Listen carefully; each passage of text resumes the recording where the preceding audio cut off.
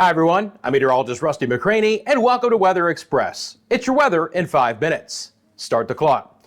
Friends, this cold front that extends from the northeast all the way back to the southern plains, it's going to be a menace to society here as we get closer to the 4th of July weekend. It's bringing severe weather to portions of the mid-Atlantic states right now, but ultimately that front is going to stall out and provide the opportunity for tropical development either in the eastern Gulf over Florida or into the far western Atlantic. Now for today, those thunderstorms are becoming very prolific right now in places like Philadelphia, Baltimore, and Washington, D.C. We've had a few different tornado warnings today in purple one near the Allentown area, and just a lot of wind being driven along I-95 from the New Jersey area back to the Delmarva Peninsula and all the way into portions of Virginia as well. So a very wet, stormy forecast for us here. A lot of wind on the leading edge of that. When we look at the current watch that's in play, it is a severe thunderstorm watch. Main threat's going to be winds of up to 70 miles an hour and some inch-sized hail. But again, an isolated tornado threat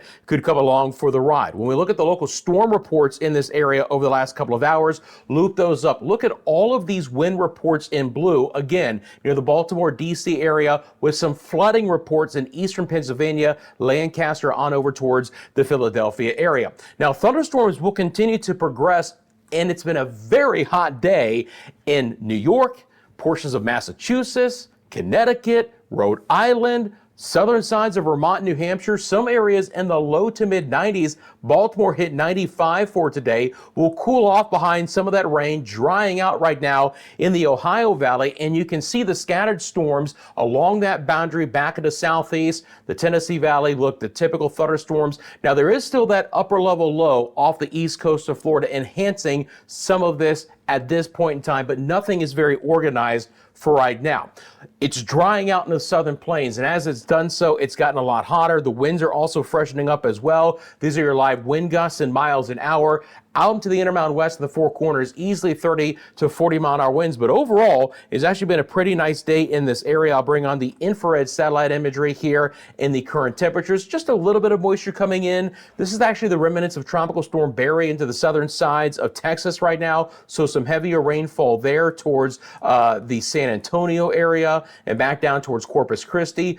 Beautiful, sultry day in the northern plains. Rapid City, South Dakota in at 97 degrees. Showers and a few thunderstorms are developing under this big dome of heat in the Intermountain West and towards the West Coast. Again, you have many areas in the triple digits for us here, and we've also had a lot of wind a little bit farther west. When I bring back on those wind gusts, again, you're going to see some 30, 40, 50 mile an hour breezes out here, high gusts. That's the problem out west. So when we look at the advisories that are currently into play out west, you get places like Nevada, it's a red flag warning, or it's a heat advisory. Either you've got a heck of a lot of wind or a heck of a lot of heat, or you've got both in places like Washington State and Oregon, the northern sides of California, and even portions of Montana right now have heat advisories. Out east, again, it's more about that storm system and that cold front that'll sag a little bit farther to the south and to the east over the next couple of days. So let's get into the models. I'm going to bring up the HRRR model, the high resolution rapid refresh over the next 48 hours.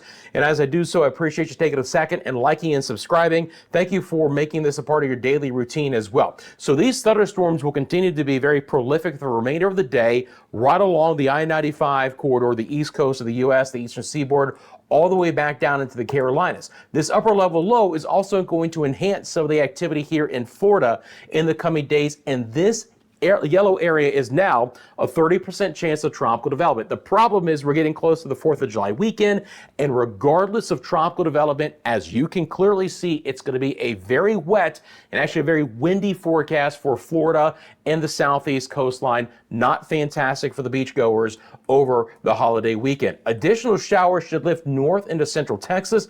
Generally not severe. Believe it or not, the next risk for severe storms is going to be up in the northern tier of the United States for our Wednesday, with additional scattered showers and storms over the Intermountain West. So back out to the big picture here. The risk again for storms today is highest in the areas that I've mentioned: Philadelphia, DC, Baltimore, little sliver South Dakota, and Nebraska. The risk for severe storms for tomorrow is more, again, northern tier of the United States. Not a slight risk yet, just marginal for the Dakotas, back into the upper Midwest and the southern Great Lakes, the northwest side of the Ohio Valley, and still an area here from the central and eastern sides of Pennsylvania through New England and portions of the Northeast. That does include places like New York City and Boston for your Wednesday. And then back out to the big perspective, the risk for severe storms again will continue to spread across the area for Thursday as well. Now, rainfall chances overall are going to be highest in the southeast. Again, Florida with the stalled out boundary, locally heavy rainfall is possible across I-95 and the western Great Lakes and the northern plains. We could see some isolated flooding there as well. Friends, I'm out of time. Thanks for making Weather Express a part of your daily routine. Let me know in the comment section below where you're viewing from. Thanks for the likes and the subscriptions. Have a great rest of your day. I'm back tomorrow with the latest 5-minute forecast.